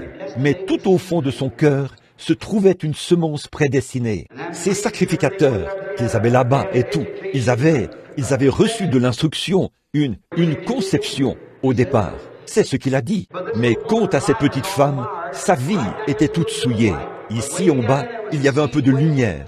Mais tout au fond, là, il y avait une semence qui attendait. Voyez, et il est sûr et certain que si la lumière frappe une semence qui était fécondée, elle vivra. Donc, voici qu'elle est arrivée là. Peut-être qu'elle avait pris du retard dans ses tâches. Et de toute façon, elle ne pouvait pas venir au même moment que les autres femmes. Elle était peut-être une jolie petite dame. Elle transportait sa cruche d'eau sur son épaule. Elle est arrivée là et s'est mise à la faire descendre au fond du puits. Puis elle a entendu cet homme dire « Apporte-moi à boire ». Il s'est mis à lui parler. Puis il a dit « Va chercher ton mari et reviens ici ». Maintenant, vous voyez, à l'intérieur, elle savait que c'était le signe du Messie. Elle lui a dit « Je n'ai pas de mari ». Il a dit « C'est vrai, tu en as eu 5, et celui que tu as maintenant n'est pas ton mari ». Elle a dit « Seigneur, je vois que tu es prophète. Nous n'avons pas eu de prophète depuis des centaines d'années. Je vois que tu es prophète. Bon, nous savons que nous attendons le Christ, le Messie oint. Et quand il viendra, c'est exactement ce qu'il sera. Maintenant, regardez, il a dit « Je le suis, moi qui te parle ». Elle est partie directement dans la ville. Elle n'avait pas le droit de le faire, d'après leur loi. Une femme d'une telle réputation, aucun homme ne voudrait l'écouter. Mais essayer de l'arrêter, ce serait comme une maison au feu par un jour de grand vent. La voilà partie. Elle a dit « Venez voir un homme qui m'a dit tout ce que j'ai fait. N'est-ce pas là le Messie ?» Maintenant, rappelez-vous, Jésus n'a jamais refait cela. Il ne l'a jamais refait là-bas. Mais il est dit que toute la ville a cru en lui à cause du témoignage de cette femme. Réfléchissez à ça. Oh là là. Alors qu'elle connaissait la promesse, ce que serait le Messie. Lorsqu'elle a vu cette promesse accomplie, cela lui a ouvert les yeux. Voyez, ils avaient été fermés par le péché. Mais lorsque cette promesse, elle a dit, c'est le Messie, c'est ce qu'il fera quand il viendra. Il a dit, je le suis. Ses yeux se sont ouverts. Elle a la vie éternelle, parce que ses yeux se sont ouverts. Les yeux de Pierre se sont ouverts. Ceux de Nathanaël. Nous en avons parlé hier soir. Quel effet une promesse accomplie a-t-elle produit sur nos yeux à nous ces jours-ci? Cela nous a-t-il ouvert les yeux? Nous voyons dans Jean 14:12, dans Hébreux 13:8, dans Jean 14:9, et nous voyons dans Luc 17, 27 et 28. Et toutes ces écritures qui ont été promises, Malachie 4, toutes, elles se sont accomplies ici même, devant nous. Quel effet cela a-t-il produit sur nos yeux? Si cela ne les ouvre pas, cela les aveuglera éternellement. Cela ouvre ceux des uns, aveugle ceux des autres. Voyez, cela ouvre ceux à qui, en ces derniers jours, ce qu'il avait promis de faire, c'est ce qu'il avait dit qu'il ferait. Il rétablirait la foi. Ô vous les pentecôtistes, qui professez avoir le Saint-Esprit de Dieu, puisse le Dieu du ciel vous ouvrir les yeux, afin que vous passiez de la tradition à un Dieu vivant, à une promesse de la Bible que nous déclarons croire, ce qu'il a dit qu'il ferait. La postérité royale d'Abraham, appelée à sortir dans les derniers jours, et Jéhovah descendrait au milieu de son peuple, dont la chair, et ferait exactement comme il avait fait au jour de Sodome. Avez-vous entendu les nouvelles ce soir? On a dit que dans cet état même, j'oublie le nombre de centaines d'enseignants, d'instituteurs d'école. Il est affirmé qu'ils sont des homosexuels. C'était aux nouvelles ce soir. Oh, c'est pourri jusqu'à la moelle, totalement. Quant au gouvernement, on dit que parmi les fonctionnaires du gouvernement, près de 40% d'entre eux, il est affirmé qu'ils sont des homosexuels. Mon bureau est rempli de lettres dans lesquelles des mères pleurent parce que leurs garçons vivent avec des garçons. Et c'est simplement le jour où nous vivons. Tout ça. Les nations se disloquent. Israël se réveille. Elle est dans sa patrie. Le figuier bourgeonne. Oh, l'Église est endormie dans l'Odyssée. Jésus essaye d'avoir de la collaboration, mais il n'y arrive même pas. Voyez, malgré tout ce que dit l'Écriture, l'Église continue quand même de dormir dans un lit de mondanité. Ô Église, si vous n'arrivez pas à comprendre la parole, ouvrez simplement votre cœur et voyez s'il ne s'identifie pas comme il l'a fait en ce temps-là, le même hier, aujourd'hui et éternellement. Courbons la tête un instant. Père Céleste, peut-être que parfois, je n'ai pas l'intention d'être rude envers les gens. Je ne veux pas être dur. Mais, Seigneur, comme le disent les charpentiers, comment la planche peut-elle tenir si on ne rive pas le clou? Aussi, je prie au Dieu qu'il comprenne que c'est juste par amour chrétien que nous essayons d'enfoncer ceci. C'est peut-être la visitation de certaines personnes ici, la toute dernière fois qu'elles auront cette opportunité. C'est peut-être la toute dernière fois que nous nous réunirons. Cette ville n'aura peut-être plus jamais un autre réveil comme celui-ci. Toutefois, ils vont aller de l'avant parfois, prétendre avoir un réveil, mais l'Église sera déjà partie, déjà scellée et mise à part. La porte est... Noé était dans l'arche quand la porte s'est refermée derrière lui. 7 jours avant que la pluie commence à tomber et personne ne pouvait entrer dans l'arche. Le monde a continué comme si de rien n'était. Et un de ces jours, la même chose pourrait arriver. Il pourrait prendre conscience de ce que Jésus a dit quand les disciples ont demandé « Pourquoi les scribes disent-ils qu'Élie doit venir premièrement ?» Jésus a dit « Il est déjà venu. » Et vous ne l'avez pas reconnu. Il se pourrait que ce soit pareil. Son avènement, et les gens seront enlevés. Un de ces jours, ils se retrouveront dans la tribulation. Ils diront, je pensais que l'épouse passerait. L'Église passera par la tribulation? Certainement, l'Église passera par la tribulation, mais pas l'épouse. Pourquoi cela est-il censé arriver premièrement? Et là, la parole leur répondra peut-être. Elle est déjà partie. Vous ne l'avez pas su. Ils continueront tout de même à avoir des services à l'Église. Oh Dieu, fais que ce soir, même si ces gens ne comprennent pas les Écritures et que c'est une énigme pour eux, fais que chacun dise simplement, alors, Seigneur Jésus, toi qui es présent, entre et reste avec moi. J'ai un besoin. J'ai lu dans la Bible qu'une femme a touché ton vêtement. Tu t'es retourné et lui as dit quel était son problème. Et tu as dit que sa foi l'avait sauvé.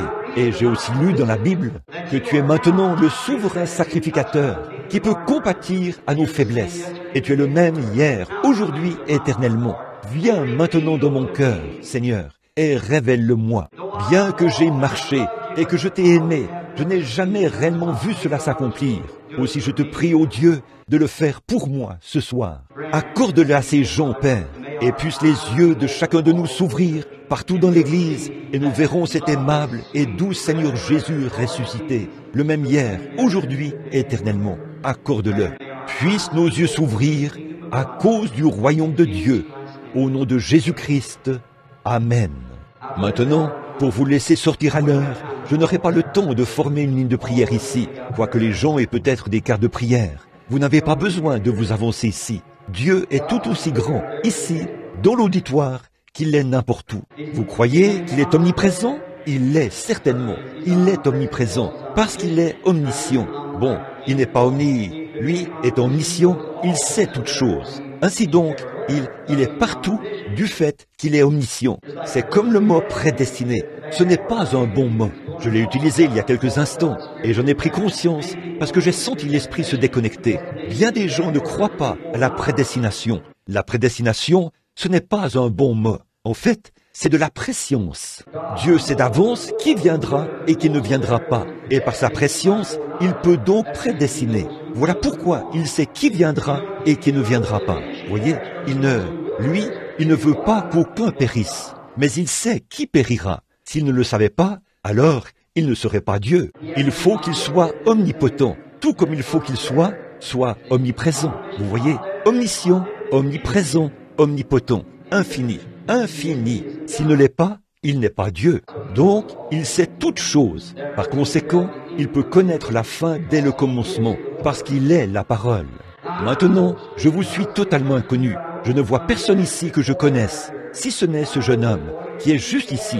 Si je connais ce jeune homme, n'aviez-vous pas une grosse barbe? Ou ne portiez-vous pas quelque chose comme ça? Il y a longtemps? Je vous en ai parlé, en quelque sorte, quand je pense que c'est de lui qu'il s'agit. Le jeune homme qui est assis au premier banc. À part lui, je ne vois personne que je connaisse. Je n'en vois pas un seul dans l'auditoire.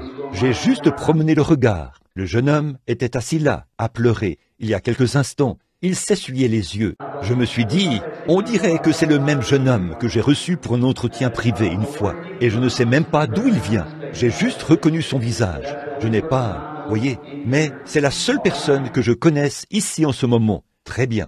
Maintenant, voulez-vous simplement ouvrir votre cœur comme ceci? Combien d'entre vous ont besoin de Dieu? Levez la main pour dire, j'ai un besoin, j'ai un besoin. Peu m'importe qui ou quoi vous êtes, levez simplement la main. Là, j'ai vu. Maintenant, puisse le Dieu du ciel, qui a ressuscité son Fils, Jésus-Christ, dont j'essaye, par sa parole écrite, par un don divin, de faire connaître sa présence devant ces gens, pour leur gloire. Puisse-il envoyer sur moi le Saint-Esprit, alors que, par ce don, je m'abandonne pour que Jésus-Christ soit identifié dans la chair humaine, de même que Dieu avait été identifié dans la chair humaine au jour de Sodome. pour l'accomplissement de sa parole. Puisse-t-il l'accorder au nom de Jésus-Christ. Maintenant, que tout le monde soit très respectueux.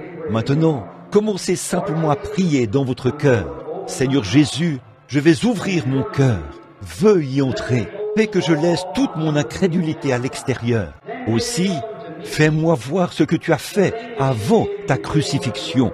Et là, je saurai que tu es ressuscité des morts. Bon, ça ne peut pas atteindre chacun de vous, c'est tout à fait vrai, mais il ne fait aucun doute que cela atteindra certains d'entre vous. Et si cela atteint une personne, comme cette femme là-bas, nous tous, les gens de Sichar, n'ont pas eu besoin que cela s'accomplisse sur chacun d'eux. Ils ont cru cela. Et si quelqu'un, juste une femme, un homme, un jeune homme, un enfant ou n'importe qui, était identifié de la sorte, si ces gens d'autrefois qui ne l'avaient jamais vu, alors que nous, on nous l'a enseigné, certainement que nous devrions croire. Pas vrai, frère? Est-ce que ça semble avoir un sens pour vous? Certainement. C'est difficile quand on prêche comme ça, et qu'ensuite on essaye de... Vous voyez, ce sont deux dons différents. L'un, c'est la prédication, l'autre, c'est la vision. Maintenant, que chacun de vous croie simplement de tout son cœur. Ne doutez pas, ayez foi en Dieu. Commençons à regarder de ce côté-ci. Que quelqu'un regarde. Il faudra que vous vous teniez là. Il y a toutes sortes de croyances. Ne forcez rien, voyez. Vous passeriez à côté. C'est comme une partie de vous, voyez. Détendez-vous et dites, eh bien, certainement, c'est la parole. J'y crois. Ce petit homme qui est là sur l'estrade ne me connaît pas, mais je connais Jésus. Il a dit la vérité au sujet de la parole. Et je crois cela. Faites simplement comme ça. Dites, je suis malade et dans le besoin, et j'ai un besoin. Je ne peux pas vous guérir, et ceci ne vous guérit pas. Mais cela identifie tout simplement. Ce n'est pas étonnant que vous soyez méfiant. Ici, vous n'en voyez qu'une petite partie. Cela vous déclare ce qui arrivera. Pour qui, en quel lieu, bref, tout à ce sujet. Et pas une seule fois, cela n'a failli. Sur les dizaines de milliers de fois, partout dans le monde. Combien ont suivi cela et savent que c'est la vérité? Levez la main. Voyez? Eh bien, oh là là, voyez? Jamais ça ne peut être que Dieu pour être si précis. Vous voyez? Parce que c'est sa promesse. Ça ne peut jamais faillir. Maintenant, ça ne vous guérit pas parce qu'il l'a déjà fait. Il identifie simplement qu'il est ici pour tenir cette promesse. Alors, s'il a tenu cette promesse-là, il tient la promesse de guérison. Pas vrai, frère? Il tient sa promesse de guérison. S'il tient cette promesse-là, c'est un signe plus certain. Qu'en serait-il s'il y avait ici quelqu'un dans un fauteuil roulant et que je le faisais sortir de là? Cela pourrait être un bon cas de psychologie ou un petit quelque chose qui ferait marcher cette personne.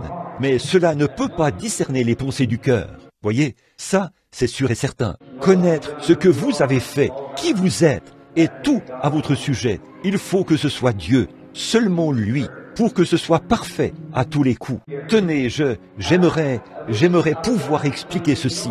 Inutile pour moi d'essayer de l'expliquer. On ne peut pas le faire.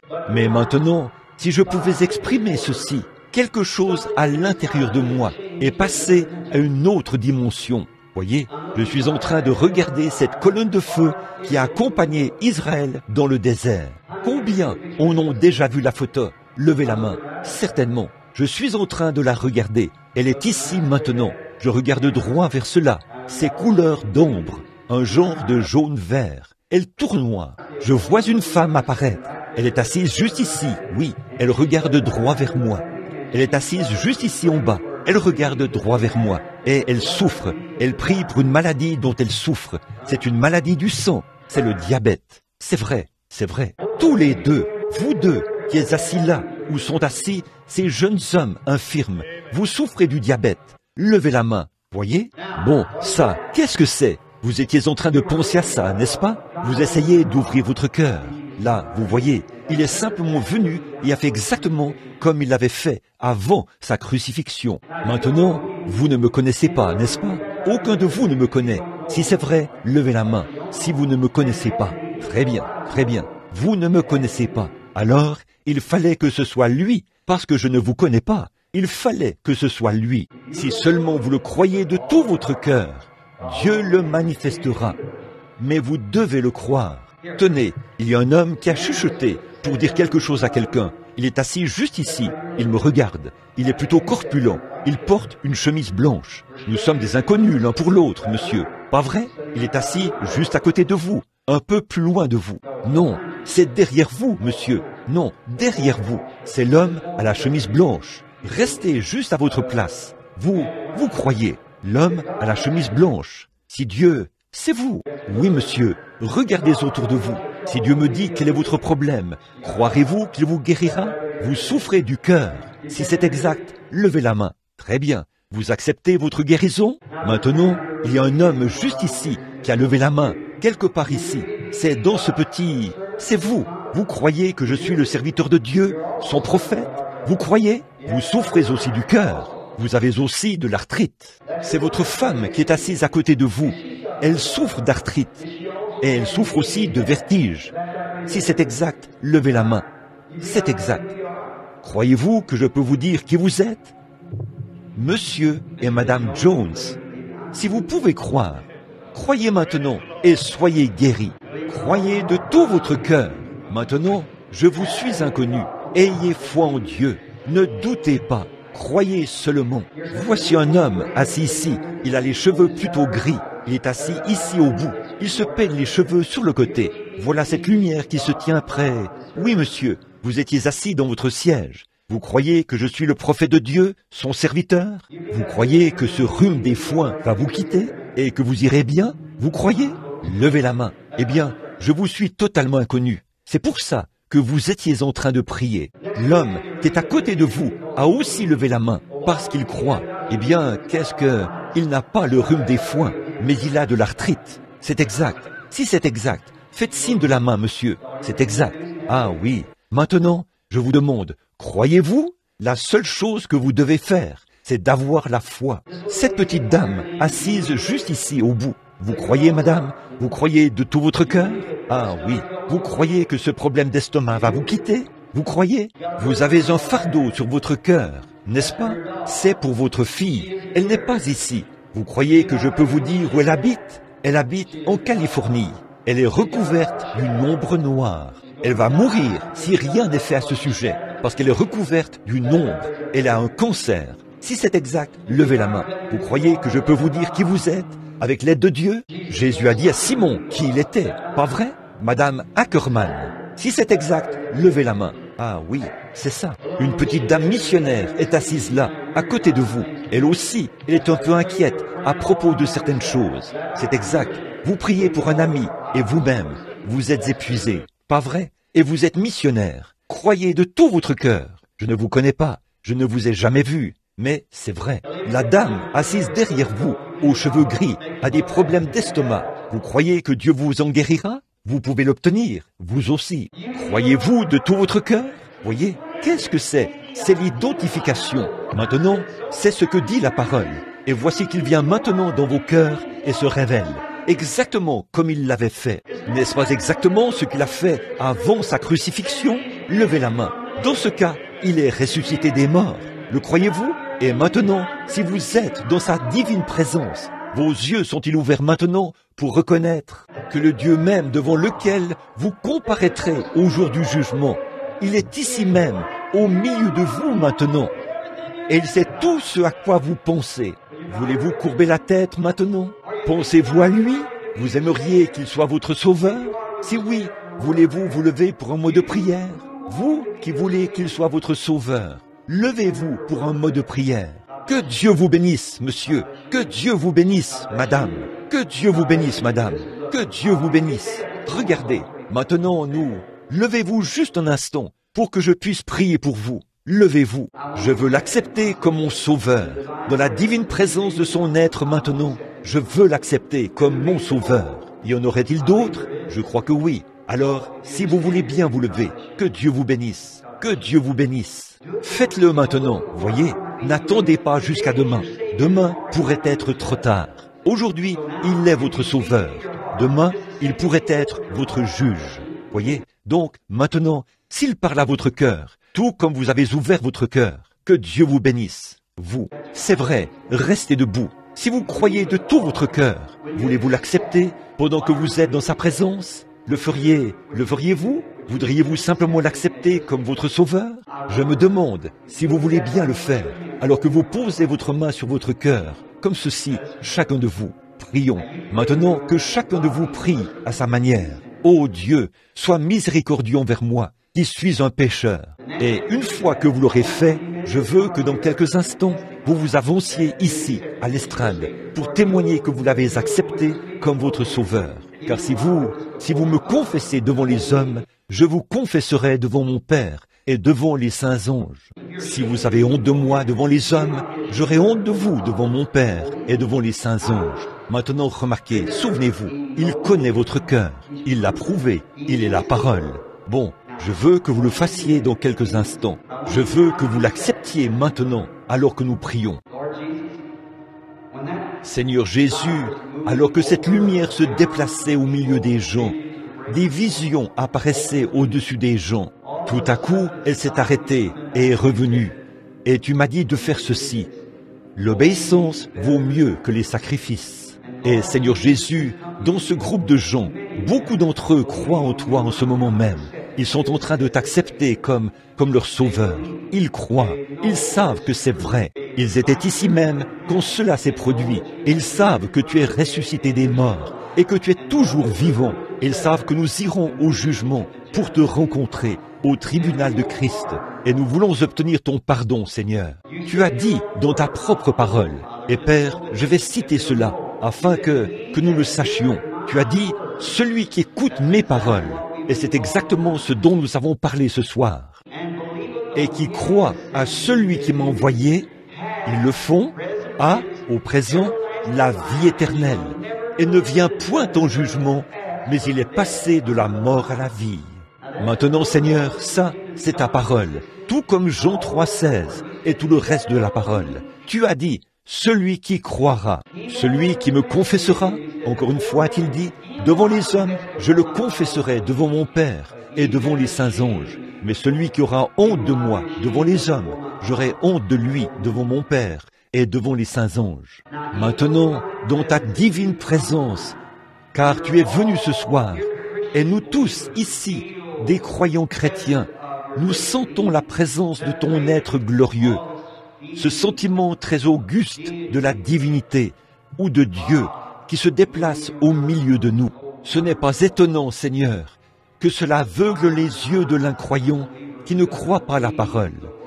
Et ô combien cela ouvre les yeux de ceux qui croiront. Maintenant, tu as ouvert les yeux de ces gens en te révélant à eux. Maintenant, Seigneur, ouvre le cœur de ces gens et établis ta demeure en eux, Père. Ils sont à toi, je te les confie. Ce sont des trophées de ta parole. Ta parole les a appelés et ta parole a été identifiée devant eux. Et maintenant, ils se sont identifiés en se levant pour rendre témoignage qu'ils désirent que tu pardonnes leurs péchés. Tu as dit, je ne mettrai pas dehors celui qui vient à moi. Et les cieux et la terre passeront, mais ta parole ne faillira pas. Ils sont à toi, Seigneur. Ils t'appartiennent. Au nom de Jésus-Christ, je réclame chacun d'eux. Ton nom sera loué pour cela. Puisse-t-il être compté dans l'épouse et partir lors de la résurrection. Et si, sur cette terre, je n'ai plus jamais l'occasion de leur parler, ou de leur serrer la main, ou le privilège de les baptiser du baptême chrétien, fais, ô Dieu, quand ce jour-là, quand tout sera terminé, et que nous serons assis au souper des noces, que j'ai le privilège de regarder autour de la table, et de les entendre dire, « Oh, frère Branham, eh bien, c'est ce soir-là, à Tampa, en Floride, que je me suis levé. » Et je dis, « Maintenant, le voici. Vous voyez, il est le même. » Accorde-le, Seigneur. Garde-les par ta grâce. C'est au nom de Jésus-Christ que je le demande. Amen. Vous pouvez vous asseoir. Dans quelques instants, nous allons vous demander de vous avancer ici pour indiquer que vous avez été testé. Maintenant, vous qui vous êtes levés pendant qu'on priait, avez-vous ressenti d'une manière ou d'une autre que vous avez fait la chose juste et vous croyez qu'il est le Fils de Dieu et vous l'acceptez maintenant comme votre sauveur personnel?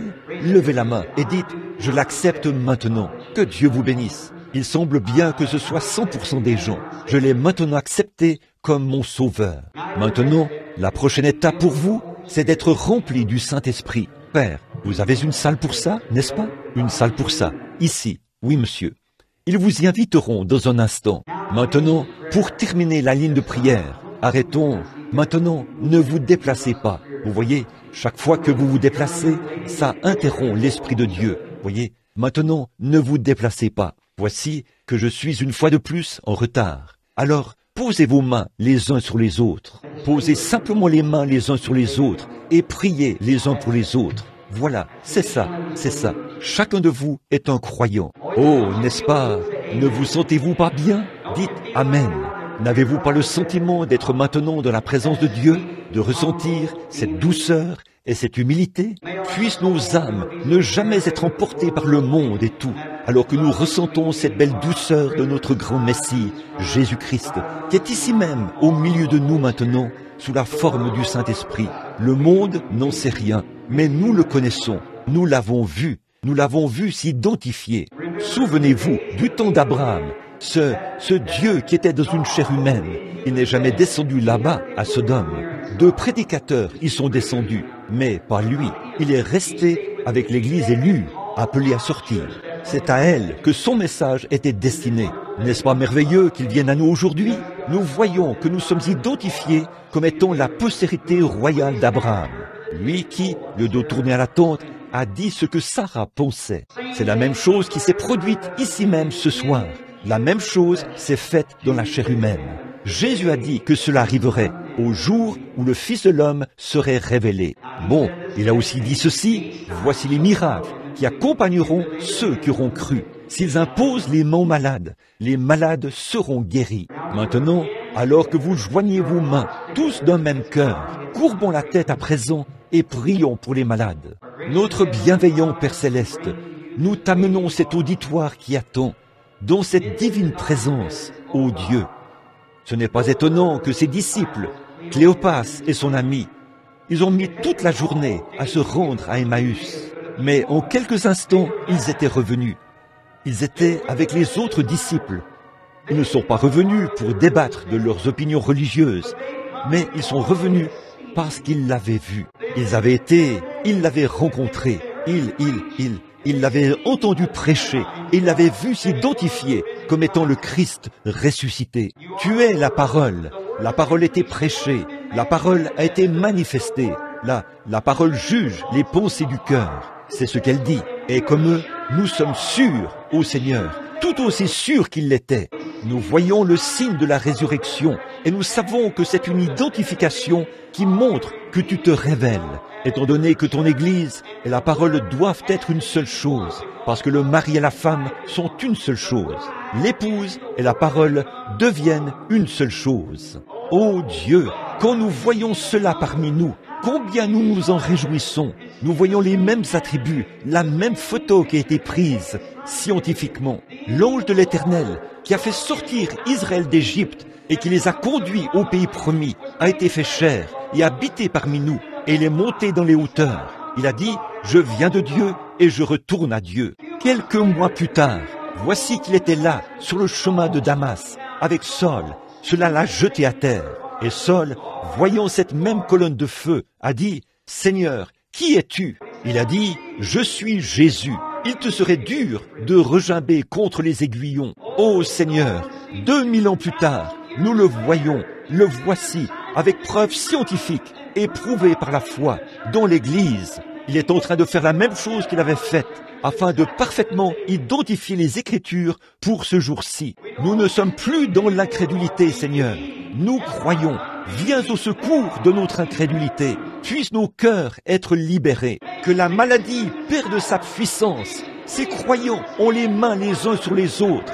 La prière de la foi est en train d'être prononcée maintenant même. Elle sauvera les malades et Dieu les relèvera. Satan, relâche cet auditoire. Au nom de Jésus-Christ, laisse-les partir, afin qu'ils soient libérés de la maladie et des infirmités, pour la gloire de Dieu. Maintenant, restez cachés dans ce lieu. Commencez à prier. Priez à votre manière. Posez vos mains les uns sur les autres maintenant. Continuez simplement à prier. Dites, Seigneur Dieu, à votre propre manière. J'ai prié pour vous. Maintenant, priez les uns pour les autres. Posez vos mains sur votre voisin et dites, Seigneur, guéris cette femme, guéris cet homme. Je crois cela, je réclame cela pour eux. Ils sont en train de réclamer cela pour moi. Je crois que tu es ici. Voyons, ce serait insensé de ne pas croire cela. Croyez-le de tout votre cœur. Que le Seigneur Dieu guérisse chacun de vous. Priez simplement tout haut et croyez. Que le Seigneur guérisse chacun de vous, de la plante de vos pieds au sommet de votre tête. Amen.